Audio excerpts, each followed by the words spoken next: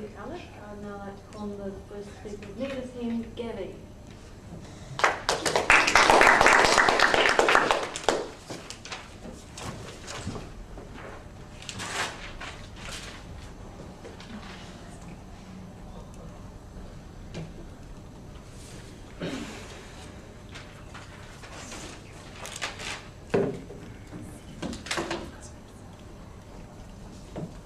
Ladies and gentlemen, what we say on side negative is that when you have undemocratic, dictatorial despots ruling countries, that giving unconditional aid as advocated by side affirmative is not only principally wrong, but it also removes any pressure for change on that regime, and in fact the aid doesn't end up benefiting the people, ladies and gentlemen, it ends up benefiting the ruling regime. And today, ladies and gentlemen, we believe the focus of this debate has to be Fiji and Tonga, because these are the ones that, first of all, actually make up a majority of the people in the Pacific, and these are the ones that are ruled by undemocratic regimes, ladies and gentlemen, and in which people have very limited rights, ladies and gentlemen. So on side negative, we have no problem providing matching aid to Tokelau, ladies and gentlemen, or Nauru, or the Cook Islands. But what we say in the case of the two biggest states in the Pacific, Tonga and Fiji, we say aid has to be conditional. And we're going to do three things for you today. First of all, I'm going to show you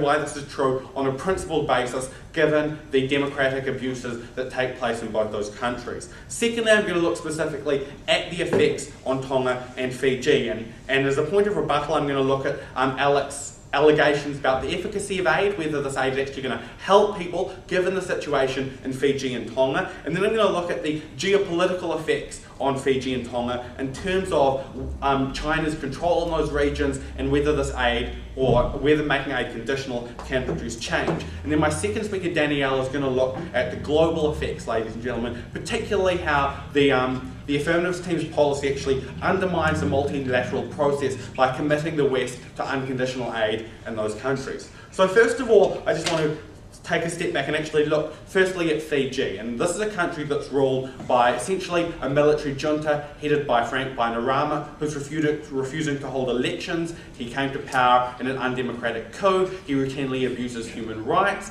His opponents have been beaten and locked up in jail, ladies and gentlemen. We say this is disgraceful. In terms of Tonga, we see it's ruled by corrupt dictatorial monarchy, and the people in that country live in absolute poverty, while the monarchy is wealthy and squanders the wealth of the country, ladies and gentlemen. We see that there is no democratic mechanism for the people to have any say in the economic, social or political affairs of that country. We say both these cases, ladies and gentlemen, are unacceptable, and it's unacceptable to propose unconditional aid. And so principally, why is this so? What we say is that aid has to come with moral criteria, and ladies and what we say is it always does. When we give a country aid, ladies and gentlemen, what we're saying is that on some level we approve of their policies or how that country is being run, or at least we see a process for that country to we see a process whereby that country is improving its governance. And we see this when we look at the fact that where we have other dictatorial regimes like Zimbabwe, where the West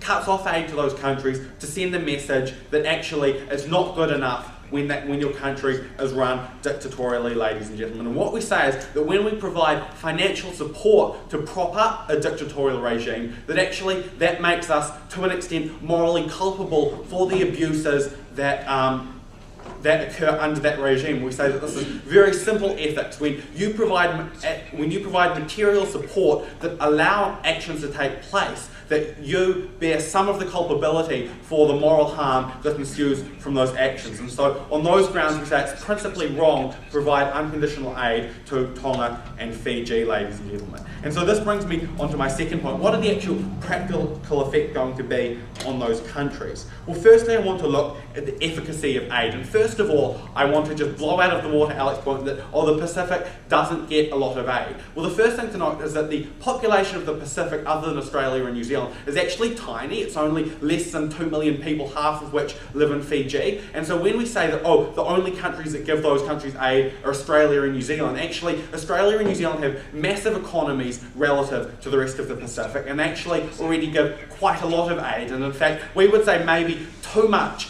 given what I've already outlined about the governments in some of those countries. We certainly say it's ridiculous to say, oh, there's not enough aid given. And yes, you know, far away bigger countries don't give as much aid to the Pacific, but we say it's always the case that countries give more aid to other countries in their backyard, the same way that America gives a lot of aid to Mexico and countries in the Americas, ladies and gentlemen, because they're the ones that have the most immediate impact on their own geopolitical affairs. That's why New Zealand and Australia are the biggest givers of aid to the Pacific. We say that's absolutely fine, relatively speaking, and considering the lack of poverty comparable to, say, sub-Saharan Africa, we say the amount of aid given certainly compares very well with any other country in the world. So that point is very weak. But more importantly, Alec just kind of asserted, yep, it's going to go on healthcare, it's going to go on education. Well, I'm sorry, you can't make that part of your model in an aid debate, ladies and gentlemen. You actually have to try and at least, you know, attempt to prove it. Kind of give the negative team, you know, some credit that they're not just going to, you know, accept that assertion. And we're certainly not on the side of the house. And we say that we see over and over again in every country in the world that's ruled by despots and dictators, ladies and gentlemen, we say that aid tends to benefit and get vacuumed up by those people. And we already see this empirically in Tonga, ladies and gentlemen, where the whole sort of productive sort of output of that country is already sucked up by the monarchy. The monarchy is already, you know, very wealthy, and the rest of the people are already very poor. And we say that there's a huge onus on the affirmative team to show you why, if we pump more money into Tonga, that pattern just isn't going to continue to repeat itself, ladies and gentlemen. We say an assertion isn't good enough. And that generally speaking, you know, when you have despots controlling the economy, they're the ones that benefit from the aid. But what we also say is that you know, providing despots with money actually has a further flow-on harm, and that enables them to entrench their power and takes away any motivation of the people to